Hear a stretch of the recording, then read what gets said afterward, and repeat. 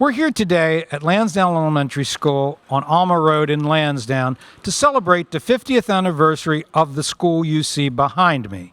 We're also here today for the unveiling of the plans for the new school, on which there will be groundbreaking in March of 2017 and available for the kids in September of 2018. Welcome everybody to the new Lansdowne preliminary design presentation. We'd like to talk to you about the new building and everything that's involved in building a new school. So general information, this is a replacement school. It's an evolution of the prototype that was used at Mays Chapel and several other facilities. Our enrollment information, our existing school is to hold 313, but as you know, we're currently over-enrolled at about 500. Our new school should hold 735. We have regional programs here. We have a PAL Center, Police Athletic League. We're a BCPS Lighthouse School with the STAT program. And next year we'll be beginning our BCPS Professional Learning Center for Equity and Cultural Proficiency Studies with the University of Notre Dame of Maryland. Our school construction history, it was built in 1965. It was a multi-systemic in 2001 and mechanical systemic update in 2004.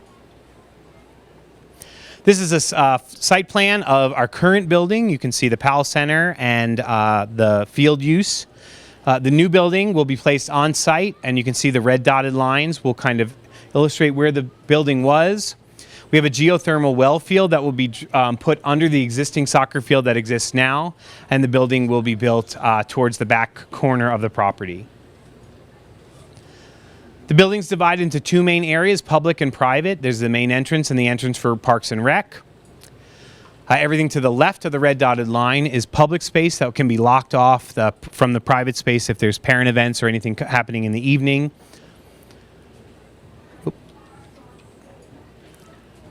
There are several zones of the building. The administrative area and nurse's office are here. The Parks and Rec and PAL Center's here. The gymnasium, cafeteria and stage. These are our special area classrooms, music and instrumental music, the art room, and the media center. They'll be surrounded by our early childhood classrooms, pre-K, kindergarten, and first grade. Up on the second floor, we have 5 classrooms per grade level. Second, third, fourth, and fifth will be out there, as well as access to a rooftop learning area, rooftop garden area for science studies. This is the exterior renderings, the front and back of the building. The front entrance again, the entrance to the PAL Center, the rooftop deck, the outdoor learning areas, and then there's another outdoor learning area outside of the cafeteria. This is a 3D animation of the site, so you can see we're going to be flying in over the bus loop.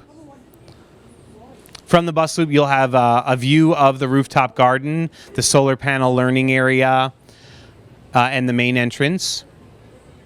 There's a car loop and ample parking for staff and parents. Lots of windows, bright light for the students.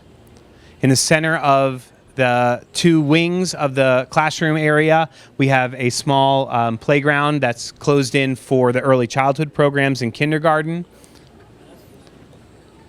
Coming around to the back of the building, you'll see another soft playscape for the rest of the school, first through third grade kind of play area, as well as the hardscape for other areas of play.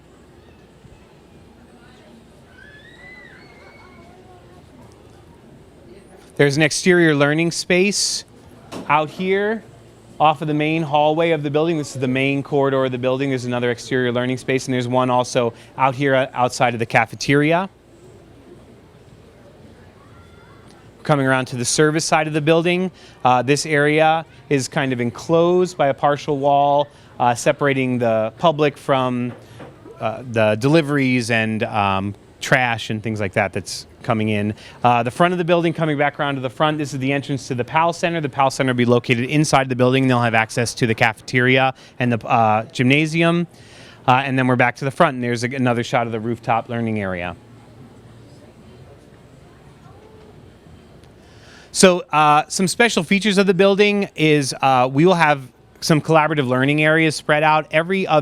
Each classroom will have access to a shared small group learning space. So just these two teachers will share this one room, and it's a small space that's available for small group instruction, for special education services, ESOL services, or just kids working in a small group. If they're making a video and need a quiet place to record, it's another place that teachers can use flexibly to really reach every learner in their own space.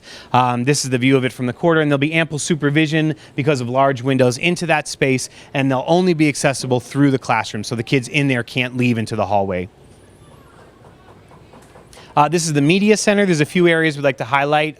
It's the first of its kind in an elementary school. So we'll be the first elementary school with a full-scale built makerspace. So this is our makerspace here. It's got access to a large makerspace storage area. It'll have all kinds of state-of-the-art equipment for the kids to explore and build and do project-based learning. We have a digital learning classroom, which kind of facilitates further learning for the teachers, collaborative planning, also visits to the school. We'll have more visits as a lighthouse school and visits as a new prototype elementary school for parents to come in and view. And this wall also can open and can allow for one large space for whole grade levels or multiple classes to come in and work collaboratively as well. This is the TV studio, so it will have a state-of-the-art TV studio for morning announcements and doing other recordings for news for the school. And then this is the main area of the library. There's room for 2 classrooms as well as soft seating areas and ample space for students to work with their books.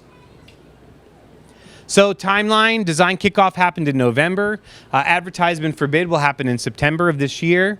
Board approval should happen around January 17. The notice to proceed should be in March, which should be our kickoff to starting construction. So from March 17 until July 18, when the building will be completed, and it will open in August of 2018. Once the building opens, we will move in, and then from September of 2018 to December of 2018, they'll do the last phase, which is the demolition of this building, and then the building of the parking lots and all the rest of the site. And that's it.